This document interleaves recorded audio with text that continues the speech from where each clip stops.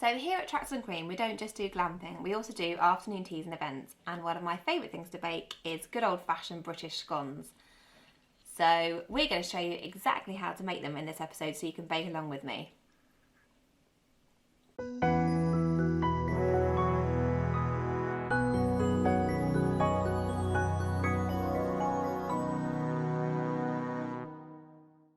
These scones, I'm going to be giving you a gluten-free alternative and a vegan/dairy-free alternative as well. So the first thing we need is self-raising flour. So I've got normal self-raising flour in here. I've got a pound or 450 grams of self-raising flour. If you want to be gluten-free, just substitute your self-raising flour for gluten-free self-raising flour. So next we're going to rub in normal unsalted butter. This is 3 ounces here. If you want a vegan alternative, then I like to use the floral plant butter because this works really well as a butter alternative and things like this.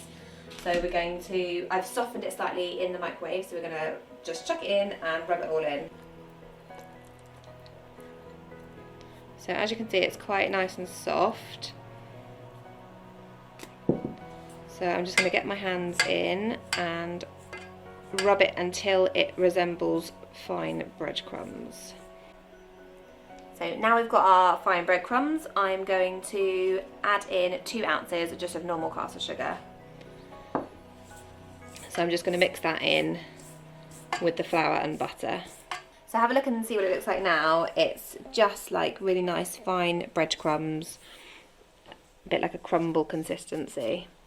So next I'm going to use 2 eggs. So I'm going to crack 2 eggs into a bowl. And I tend to make a well in the centre and just pop the eggs in.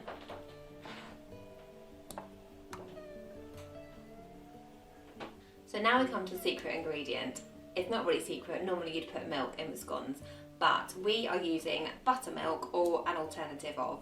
So you can normally buy buttermilk really easily in supermarkets, so I'm going to use that in this recipe. But if you don't have buttermilk, you can either make it yourself by adding lemon juice to full fat milk. So you take your full fat milk and then you just add a few drops of lemon juice, and you'll see how you sort of sour the milk, it goes a bit thicker. So just keep adding your lemon juice until you get kind of a thicker, more buttermilk-like consistency. So you see how it's gone much thicker. You can sort of see the similarity. So you're going to need around 1/4 pint or 5 ounces of buttermilk or Greek yoghurt, or if you're doing vegan, then just your vegan alternative milk. So I've got oat milk here, or you could use soy milk or almond milk, whichever is your preferred choice. And obviously you wouldn't put the eggs in for vegan, but you could if you're dairy free. So I don't normally weigh out. I'm going to use my homemade buttermilk, and then I'm going to add some of the shop bought buttermilk as well. And I normally do it by eye, so I'll start and incorporate from that well and just mix with either a fork or a knife until you get the right consistency.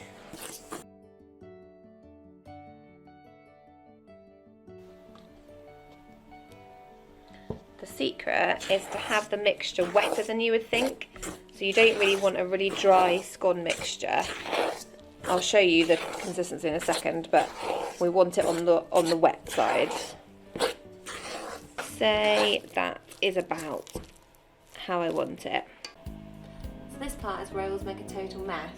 But I've got some extra flour here, so again, if you're doing gluten-free, use your gluten-free flour.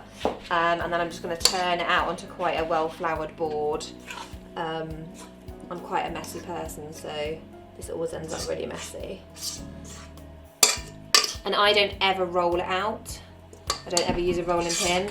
I just sort of move it around in the flour and pat it down until it gets to be about an inch thick, something like that. So I use this sort of size cutter. Up to you if you want to use the fluted side or the straight side, but I normally use the straight side.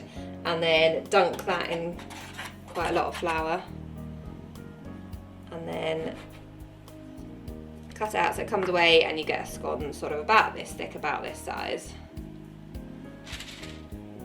I'm going to keep going.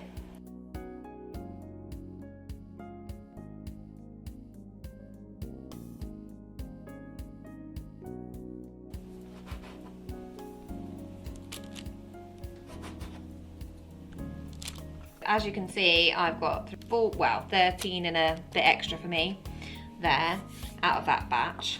So now we're just going to do a bit of a brush over with some leftover buttermilk, or you can use an egg wash, or you can use your dairy-free alternative just to brush over the top to give it a bit more of a golden brown colour. Now they're ready to go in the oven about 180 degrees for, I normally put them in for 10 minutes and then I turn them round and put them in for another 10 minutes. So this is the halfway mark. I'm just going to switch them around so they bake evenly.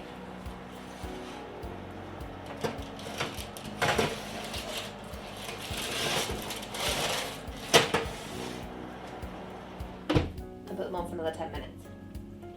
Okay, they're coming out.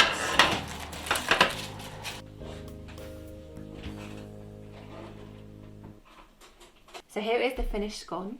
Now, totally up to you whether you put your cream first and then your jam, or your jam first and then your cream.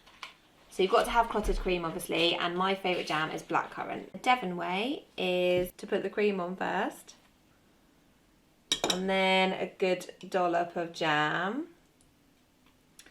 And the Cornish way is jam first and then cream. However, we like it the tracks and cream way. And you know what we do? We take a big dollop of cream, and then we take a big dollop of jam, and then we just smush it about to make a lovely jammy creamy mix. We plop it on the top.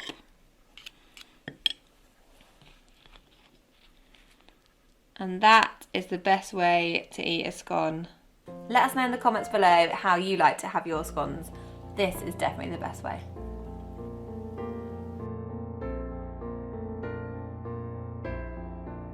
Thank you so much for watching. If you have any questions, then please leave them in the comments and I'll try and get back to you. But happy scone baking, and hopefully see you on our next glamping adventure. Show you here. So I'm going to just show you what the consistency looks like here.